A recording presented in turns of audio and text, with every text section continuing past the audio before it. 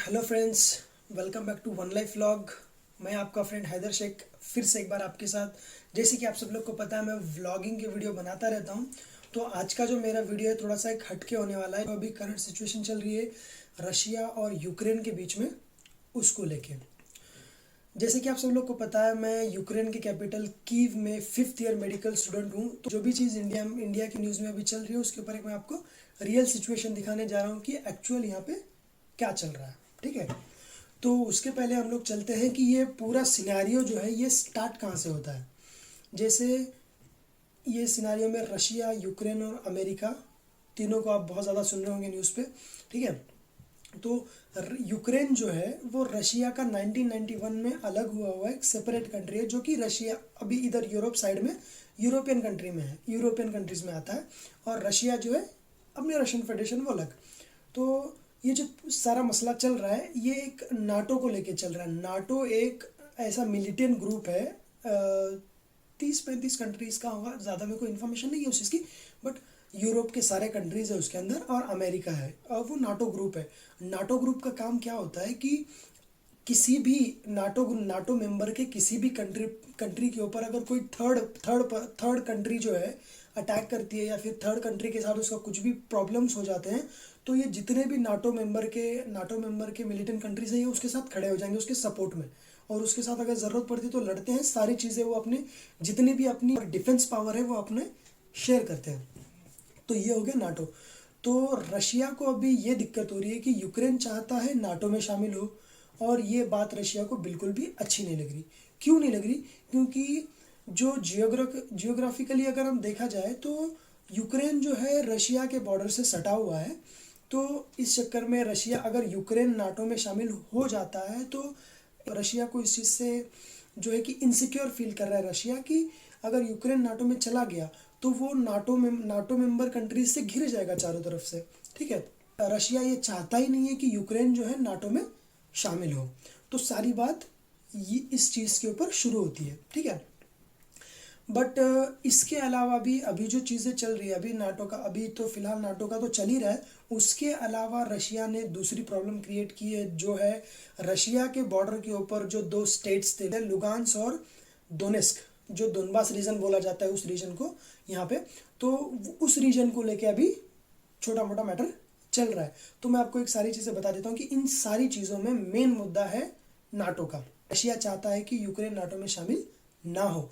Russia का ये बोलना है कि अगर हमें नाटो ग्रुप या यूक्रेन ये हमें लिख के देता है कि वो नाटो में इन फ्यूचर शामिल नहीं होगा, तो ये वॉर अभी के अभी ख़त्म हो जाएगी, वो सारी चीज़ें नॉर्मलाइज कर देगा रशिया की तरफ से। बट अभी जिस तरह से उसके जो मिलिट्री ट्रूप्स और जो भी उसकी डिफेंस सिस्टम यूक्रेन के बॉर्डर पे जो आई हुई है बेलारूस साइड से, जैसे कि जियोग्राफिकली अगर आप देखोगे तो ऊपर साइड से बेलारूस है, बेलारूस, रशिया, और पूरा एक चौथाई हिस्सा जो यूक्रेन का है वो रशिया से घिरा के, और यूक्रेन के बॉर्डर जो है सेम है।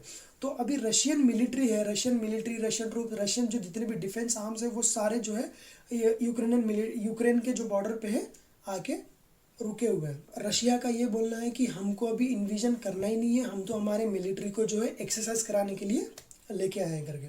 ठीक है, मिलिट्री एक्सरसाइज के लिए जो है सारे ट्रूप्स हमने ये बाहर निकाले हुए हैं, तो हमारा इन्वेजन करने का कोई इरादा नहीं है। जैसे कि बताया गया कि रशिया 16 तारीख की सुबह यूक्रेन पे हमला करेगा।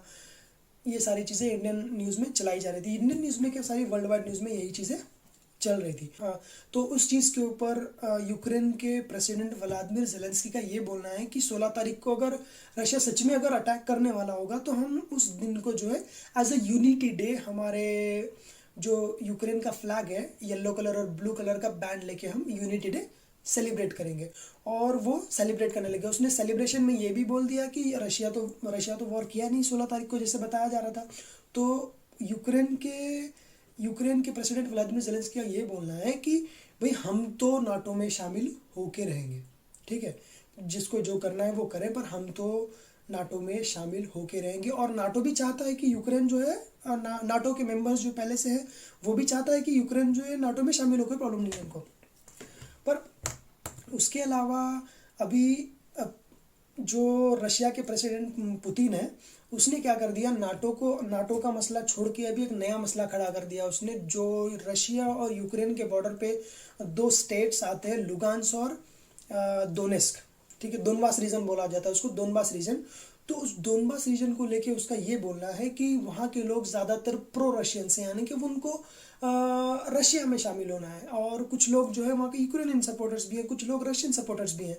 तो उनका ये बोलना है कि इस पर्टिकुलर रीजन को या तो तुम स्पेशल एकदम सेपरेट कंट्री बना दो, छोटा सा रीजन है, छोटे से रीजन को सेपरेट कंट्री बना दो, या फिर छोटे से रीजन को जो है तुम सेपरेट स्टेट बना के उसको यूक्रेन से अलग कर दो। इस चीज़ पे लेके वो चीज़ों को, मैटर को बढ़ा रहा है।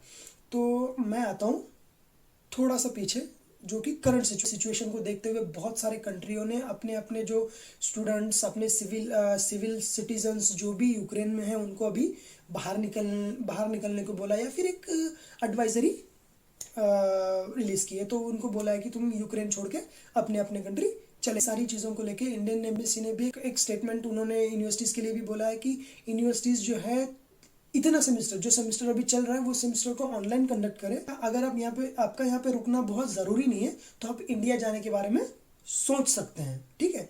उसके अलावा इंडियन एम्बेसी ने यह भी बोला है यहाँ पे कि अगर कोई इंडिया से यहाँ पे आना चाहता होगा, अगर कोई यहाँ पे इंडिया से आना चाहता होगा तो वो अभी ट्रैवलिंग अपनी अवॉइड करे। अगर बहुत ज़्यादा ज़रूरी है तो आए, अगर ज़रूरी नहीं है तो वो नहीं आए, ठीक है। और उन्होंने ये भी बोला है कि जो स्टूडेंट्स यहाँ पे रह रहे हैं, जो सिटीजन्स, जो लोग यहाँ पे रह रहे हैं इंडिया के, वो भी जो इंटरनली यूक्रेन में जो है ट्रैवल करना थोड़ा सा रोक दे तो ज़्यादा सही रहे। अब इस चीज़ के ऊपर इंडियन मीडिया जो है, इंडियन मीडिया इतना ज़्यादा बोल रही है इस चीज़ पे, इन सारी चीज़ों से जो पेरेंट्स पैनिक हो रहे हैं, जो रिलेटिव्स टेंशन में आ गए हैं, और जो स्टूडेंट्स यहाँ पे फर्स्ट ईयर सेकेंड ईयर में हैं, जिनको लैंग्वेज भी नहीं आती कि क्या चल रहा है यहाँ पे, तो वो लोग बहुत ज़्यादा पैनिक हो गए, वो लोग परेशान हो गए। यहाँ पे इंडिया में पेरेंट्स को ऐसा लग रहा है कि वहाँ पे स्टूडेंट्स जो है, यहाँ पे बच्चे जो है बहुत ज़्यादा परेशानी में हैं, ठीक है ना। तो मैं आपको उसी चीज़ के बारे में रियलिटी बताने जा रहा हूँ कि मैं फिफ्थ ईयर में हूँ, मेरे को लैंग्वेज वगैरह आती है यहाँ पे, तो मैं यहाँ की लोकल न्यूज़ वगैरह भी देखते रहता हूँ। मेरे को तो ऐसा कुछ लगा नहीं है कि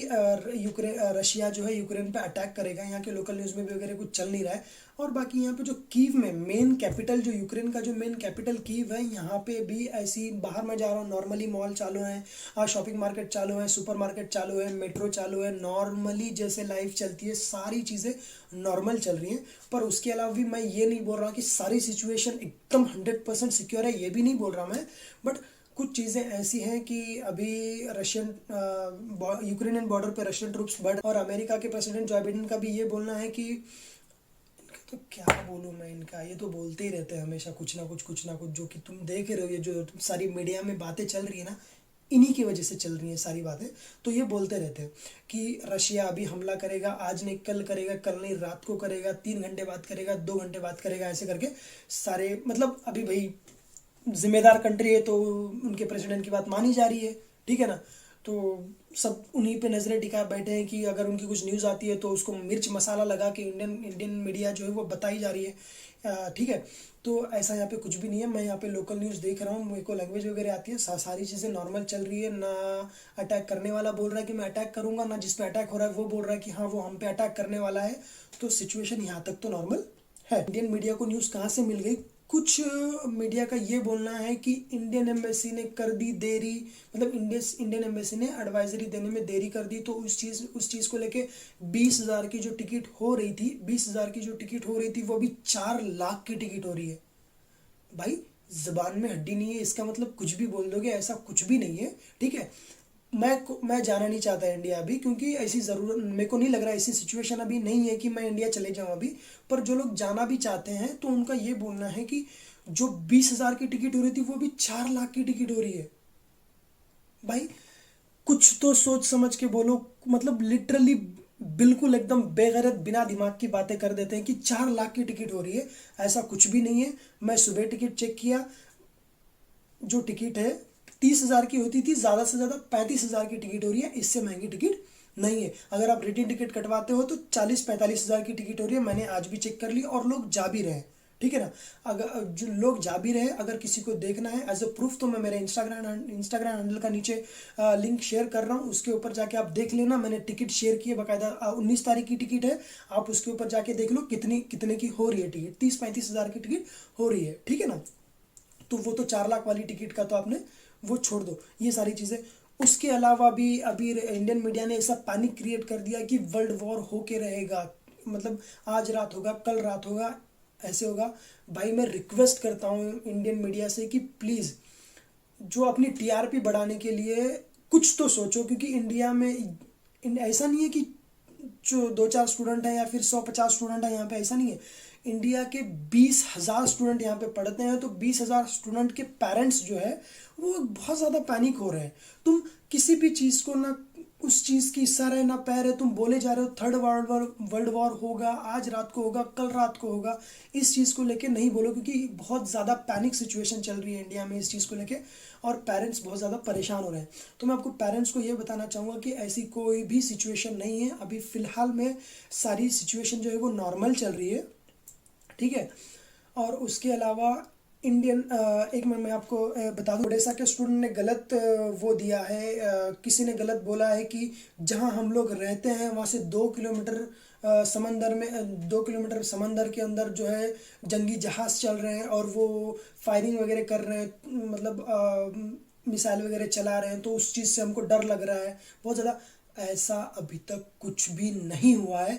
और जो वीडियो वायरल हो रही है आर्म शिप्स हैं उससे फायरिंग करने की, जो वीडियो वायरल हो रही है वो वीडियो इस साल की नहीं है भाई, वो वीडियो 2014 की है, जब क्रीमिया पे रशिया ने कब्जा किया था, वो वीडियो तब की है, वो तब की वीडियो वायरल हो रही है। तो उस चीज़ पे प्लीज़ ध्यान नहीं दो, ठीक है ना। जो चीज़ें हो रही हैं उसका एटलीस्ट कोशिश करो, एटलीस्ट स्टूडेंट को भी ये बोलना चाहूँगा कि मैं एटलीस्ट कोशिश करो कि वो चीज़ सही है कि नहीं है, ये चीज़ देखने की कोशिश करो, तो उन चीज़ों पे नहीं जाओ। उसके अलावा है कि दूसरे देशों के सारे स्टूडेंट छोड़कर जा चुके, और इंडियन एम्बेसी ने गाइडलाइंस में जो एडवाइजरी गाइडलाइंस है उसको देने में देरी कर दी, तो सारी गलती जो है इंडियन गवर्नमेंट की, इंडियन एम्बेसी की है। तो इसके चक्कर में सारे स्टूडेंट जो है कीव में की मतलब वॉर जोन में फंस गए, ठीक है। ऐसा भी कुछ भी नहीं है, ठीक है, ऐसा कुछ भी नहीं है। और फ्लाइटें भी नॉर्मल प्राइस में हो रही हैं, अगर कोई जाना चाहता है तो वो जा सकता है, ऐसे कोई वो नहीं हो रही है।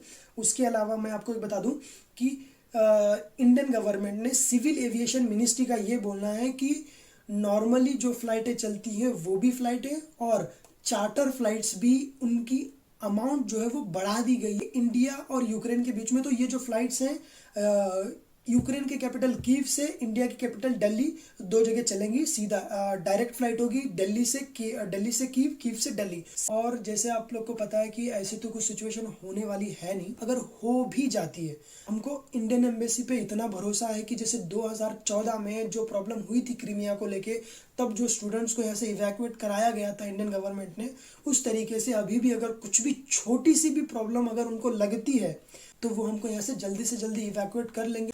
तो मैं पेरेंट्स से रिक्वेस्ट करता हूँ कि वो कोई भी पैनिक नहीं हो, कोई सिचुएशन ऐसी है नहीं, ठीक। तो अगर आप नए हो इस चैनल पे तो चैनल को सब्सक्राइब करो, लाइक करो, और जितने ज़्यादा पेरेंट्स तक हो सकता है इसको शेयर करो। Thanks for watching, see you in next video.